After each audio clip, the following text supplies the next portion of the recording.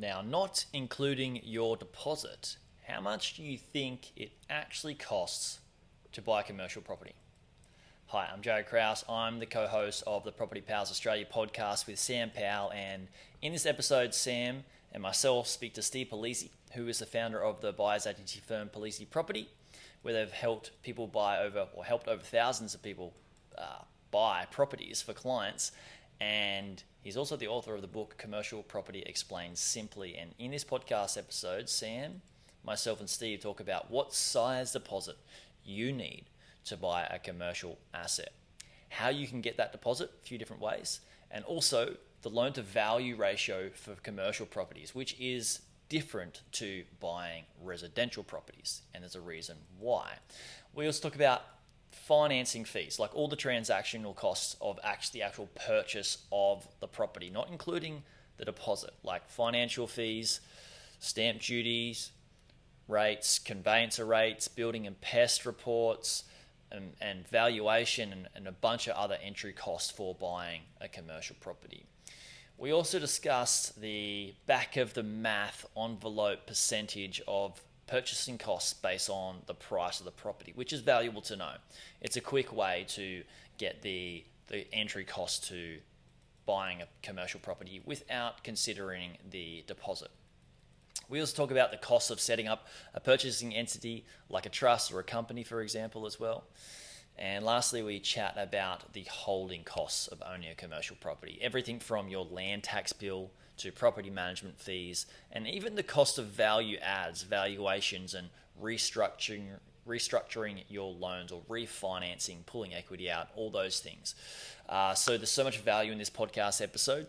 This is not the only podcast episode we're doing on commercial property. This is the 6th episode in a 9-part series that we're doing with Steve Palise. So if you haven't, go back and check the other podcast episodes prior to this and work your way up to this one. Because they are in linear fashion. Now, let's go away, dive in, and have a chat with Sam and Steve. Welcome to Property Pals, the podcast where we share everything around how to build a property portfolio, from researching areas, financing, structuring, buying, selling, and reinvesting to live a life of financial independence. As a disclaimer, any information shared by myself, Jared, Sam, and the Property Pals team is strictly general and should not be taken as constituting professional advice. You should consider seeking independent legal, financial, and taxation advice from a qualified professional.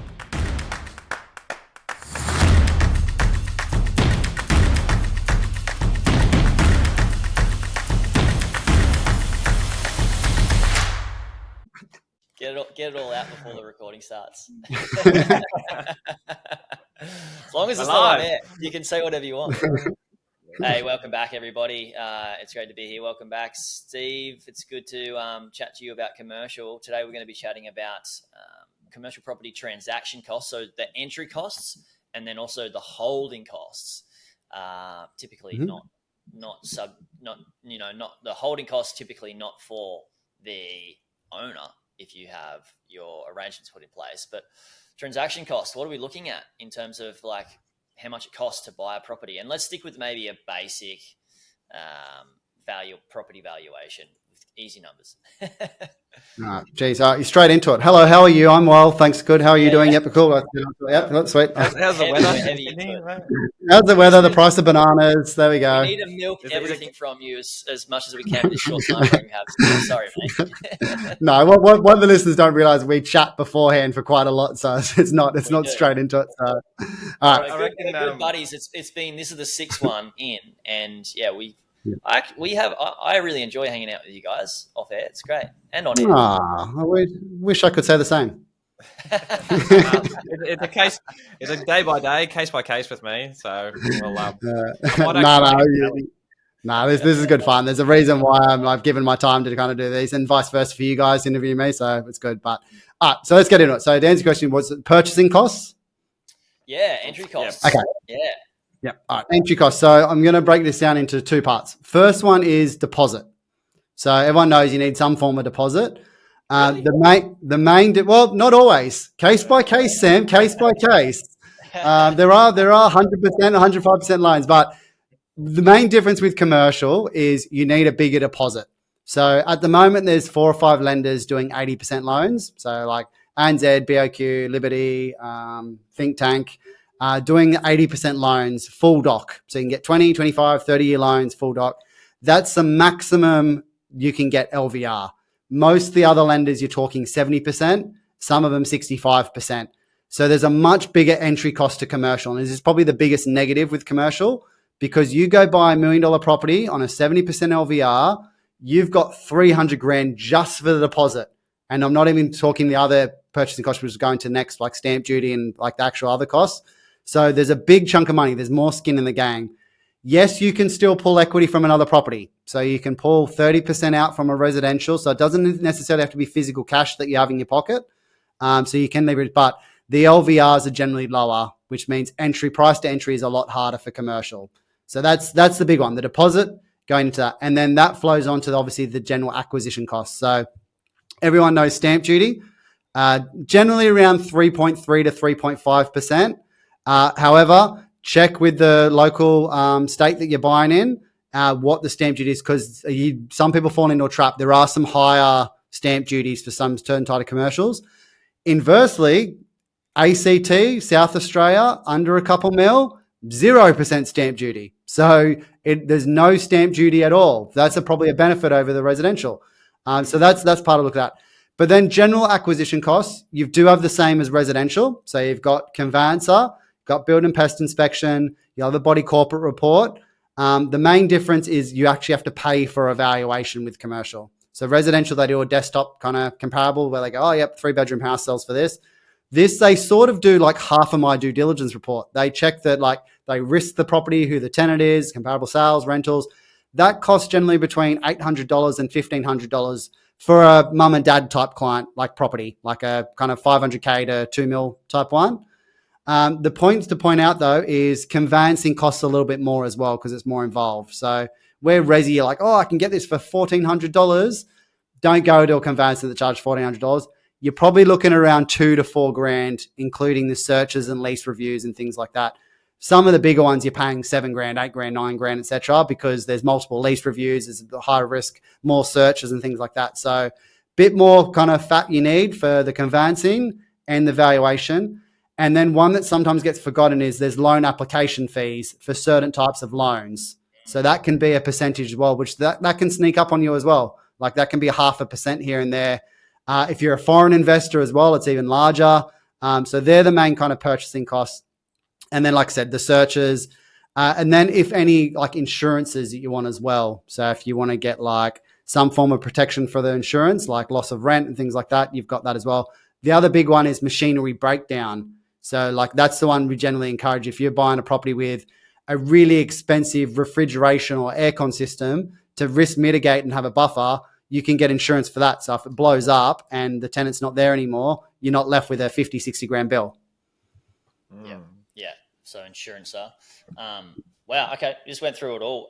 You said loan application fees can be, a bit of a percent. Now, so stamp duty is 3 to 3.5%. So when you're looking at $1 million property, you're looking at 30 to 35 grand, maybe a little bit more. Yeah. My quick back of the envelope check, I do 35 grand. So 3.5% as a buffer. And then I'm actually working on an online calculator right now, but normally you'd go to the state revenue website, and for commercial, they'll have kind of tiers. So it'll be like, based on this is how much the stamp duty is going to be. And that's actually probably one we'll throw into this mix. I was going to save that for ongoing costs, but land tax is obviously something you've got to be mindful of. If you're over the threshold, then you've got that land tax bill. Good thing with commercial, if you're buying a property that's generally over the land tax threshold by itself, it's considered an outgoing and the tenant will pay it. But if you've got lots of little $1 million properties, like for me, for instance, I can't say to my tenant, hey, because I'm a wealthy investor, do you mind paying that 20 grand bill? That's an account I need to kind of look after as well. Yeah.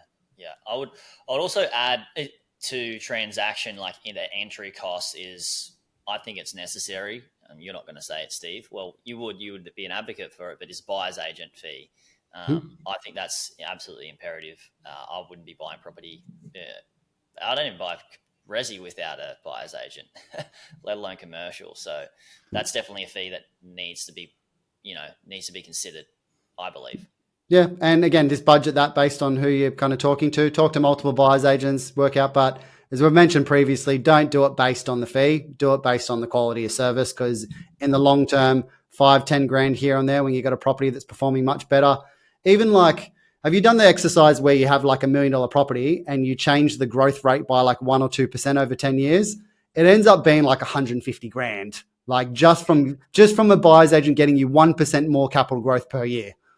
Yeah, we did. Sam and I think we might have talked about that on it, just in that little percentage for residential property, but let alone with the growth rate with commercials. Yeah, I did a case study. It was a $750,000 purchase. The difference between 5% growth and a 7% growth over a 20-year period was $1 million, like just over $1 million in difference. So, like, yeah.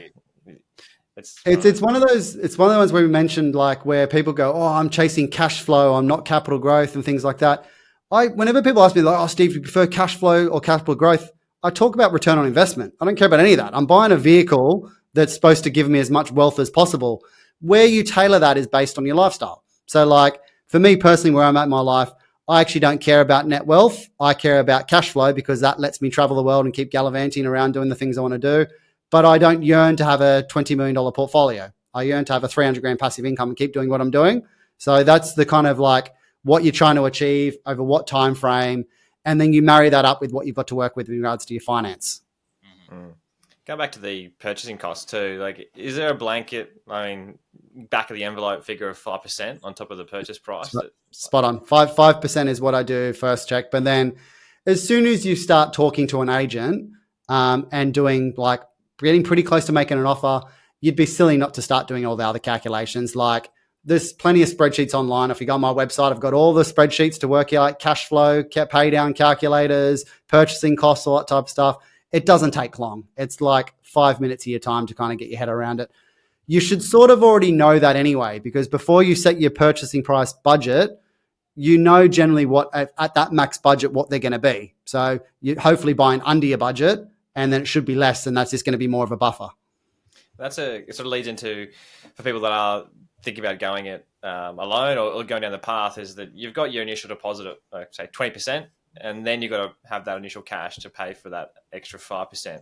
Mm-hmm. So just factoring that in, some people go, oh, I can afford $1 million property, I've got 200 grand. It's like, no, just reassess that one. The easiest way is literally just divide by the extra 5%. So if it's 20% deposit, 5%, just divide the cash that you got saved by 0.25, and it'll come up with a number.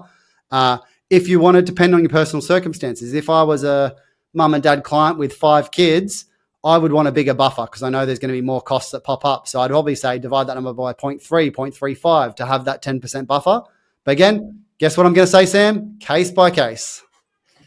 I'm going to start counting these, mate. Maybe we'll get to 20. We should run a competition. When Steve hits 50, everyone gets a free strategy session. Yeah, that's good. I like it. Come on, mate. You do that anyway. Oh, no, you were running a campaign for that. In all seriousness, I offer a free hour consult anyway, which is generally a strategy session where we go through what your goals and aims are and all that type of stuff. And then most of the time people want to use me because I come up with a solution to their problem, and that's what property is. The property is the vehicle to come up with the solution.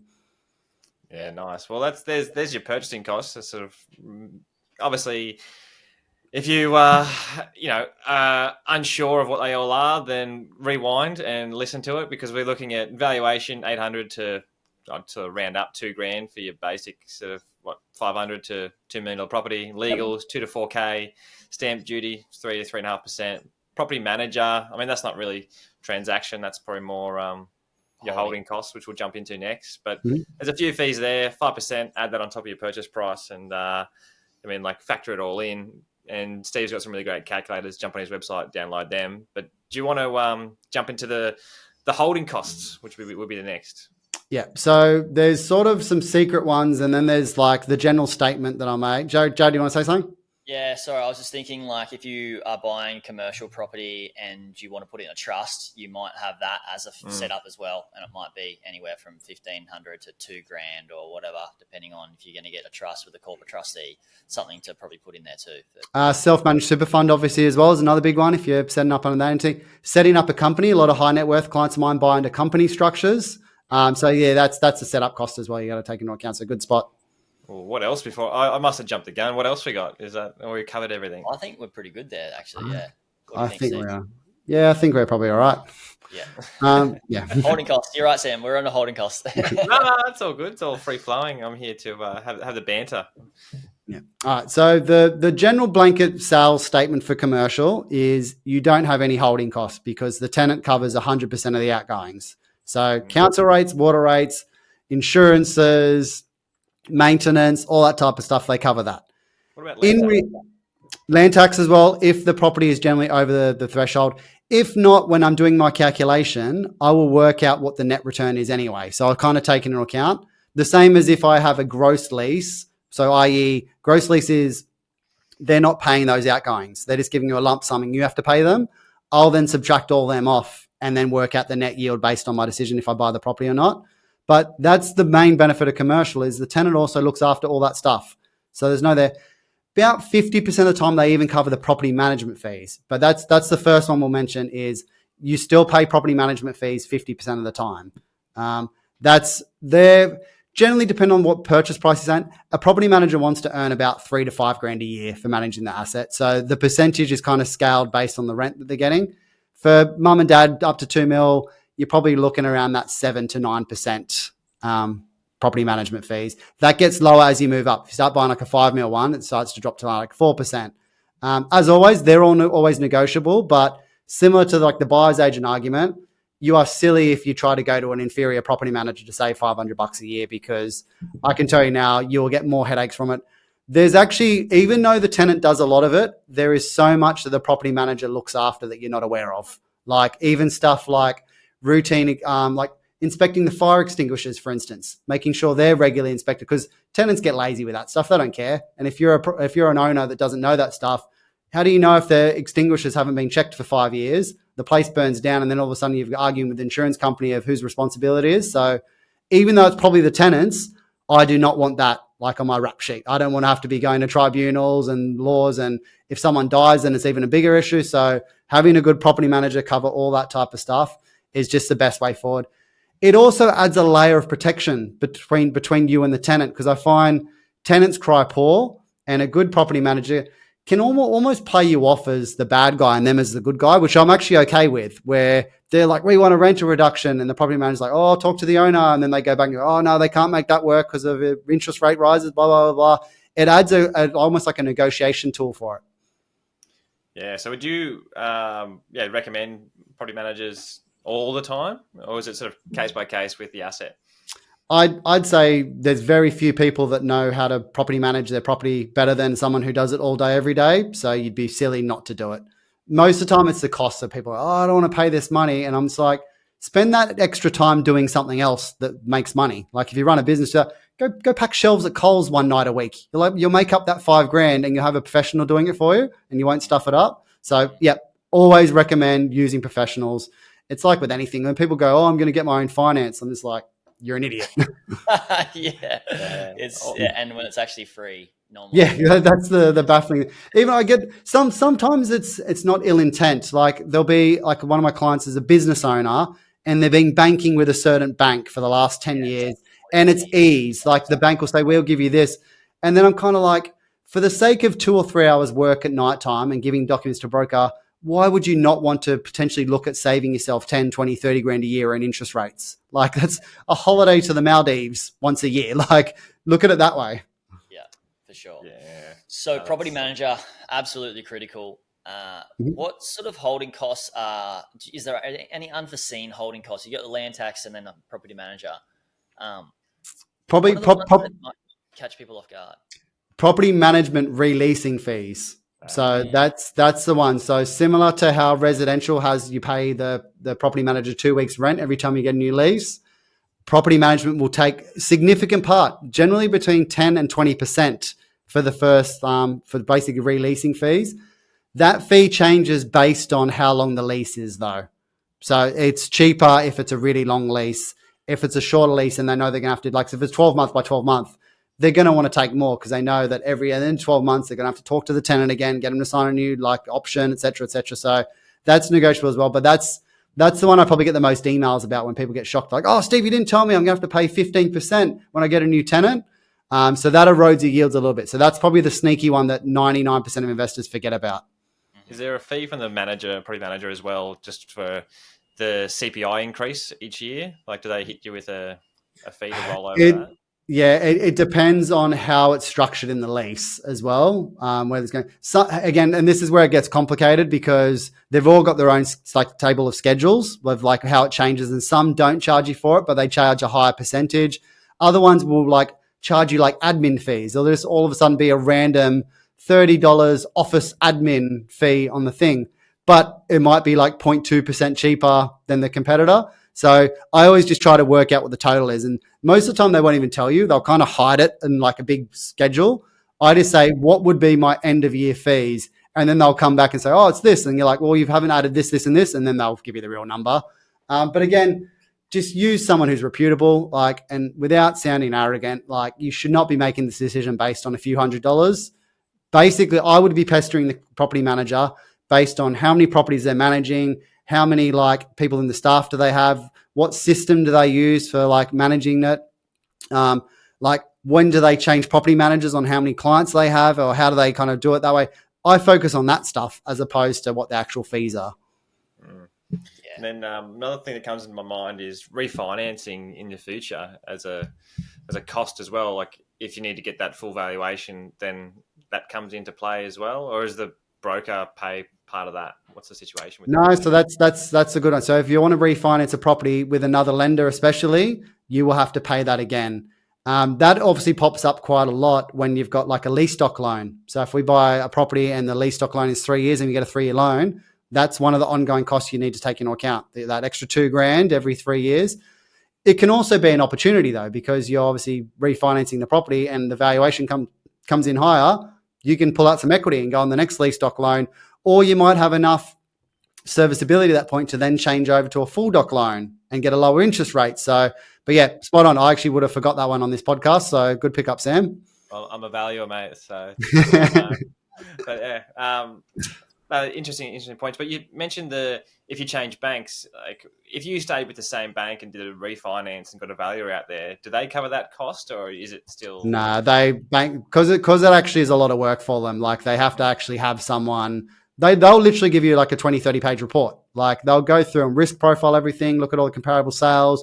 They do a lot of work. So you have to pay for that valuation. Most of the time you're doing it because you actually want a higher valuation. So it's like a risk versus reward one. And I get clients where we buy a property really well, and in a year's time I know it's worth more. And it's kind of like, oh, do I tell the client, go get a valuation because you might want to go again? But then that's a little gamble that you got to make as well, because you might get a really conservative valuer and they just go, oh, it's only 12 months old since that price. I'll just write that price. Yeah.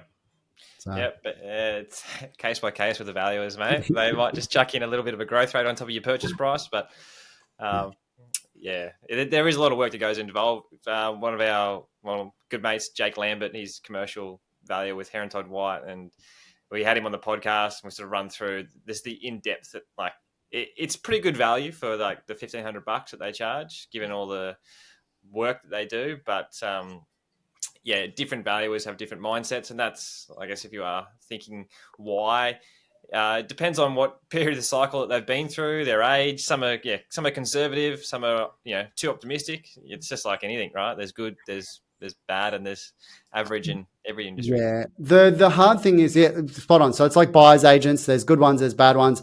I've seen some terrible valuations. You look at it and they're using comparables from 2 years ago, and you're like, we are a completely different market now than we were 2 years ago. Why are you looking that far back? The other thing is so many variables. Like no commercial is the same. Like, yes, you can look at square meter, but you've got like the strength of the lease, what the rental increases are. Like, is it below or above market rent? Is the building new? Does it have a mezzanine? Does it have value add? Like what's going on in the area? Like what's the foot traffic, road traffic? Are they building anything else? Like there's so many variables that and the market's moving every 3 months, like they've actually got a really tough job. And that's probably why they take the conservative side. But I've seen some terrible value. I got ones where they said it was a flood zone and we contested it being like, it's not a flood zone, it's 200 meters away. And they're like, oh, sorry, that was from the last report. And I'm like, great, you've done a copy paste job and you've stuffed it and we've paid for it. Yeah, well, I guess my excuse for everyone there is like the time it takes to go and do the report. It all comes down to like everyone's getting screwed on fees in some way or another. And as a value, you don't have much say in it because it's driven by more the banks on that front. So you pay that, once again, you pay a cheaper price for valuation. You'll get a cheaper result most of the time. But they get in, get out. They're doing a couple a day. In the resi side, I remember I used to do like 10 a day, and you just get in, get out, move on to the next one. So going into the buy side and understanding all those factors that you just hit on with like your value adds and things like that, like it's a different level of education and knowledge that you're putting on these deals. And for people that are buying property, you're a lot more accurate in your assessments. Well, for me personally, I've grown a lot over the last 4 years buying property as I have being as a valuer for the past 8 years before that. Yeah, I'm not making any accusations, Sam, against your old industry, but like typically the cheaper basically what happens is the banks will present you with 3 different valuers. So 3 different panels you can choose from. What a coincidence, the cheaper one always comes with the worst valuations and the most expensive comes with the best valuations. But that's also part of it as well. And my methodology and what I probably understand is the cheaper one have to be more conservative because they're doing it faster, cheaper, in a quicker time, whereas the other one can be a bit more accurate. But here's a little tip for people. If you're buying it and when the bank or broker presents the valuers, a little trick is call the selling agent and ask them who they like dealing with. Because what will happen is if they're doing it all every day, so they'll know the valuer that's going out to them. And if they've got a really good relationship, I'm not saying it's corrupt because it's not corrupt, but they will then sell it better to the valuer and be like, oh, look at this comparable, look at this is great. This tenant is going to be 5 years. And that just helps move it up a little bit and make sure you get a good valuation.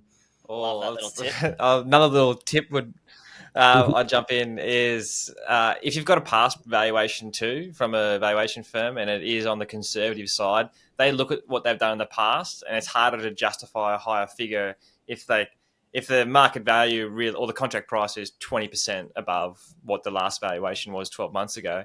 It's very difficult for them to pull that trigger. So you might not want to go with that valuation firm. So talking to the owner would be ask that question as well while you're at it. There's some good. One probably flows into another unexpected cost of holding costs is if you're buying a property with value add potential, you might actually pay a little bit of a premium for that because you know the value add potential is, whereas the value is not going to take that into account because they can't take into account future value because it's not there yet.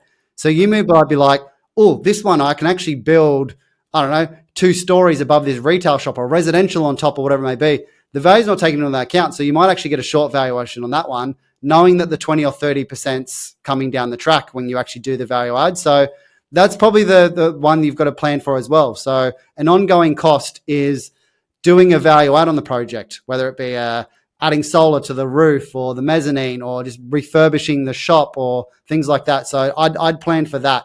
Even if when the tenant leaves, you might actually help with the fit out. So retail tenant leaves, medical tenant comes in and they say, hey, do you want to cover 50% of the fit out and we'll sign a 10-year lease? That's the cost you might budget for as well. Really good one. It's a really good one to bring in. And then working out what the ROI would be for that value add over whatever period of time. Steve, as always, absolute pleasure to chat with you. Thank you so much for coming on. For you guys that are listening, if you haven't got Steve's book, what are you even doing? We've done 6 episodes now. We've chatted about this multiple times. We can get through the Property Pals code. You can get it for free. You go to the link in the show notes. And looking forward to another one of these coming up soon, Steve. Awesome, guys. Thanks for having me on again. Appreciate it. Thanks. Bye for now.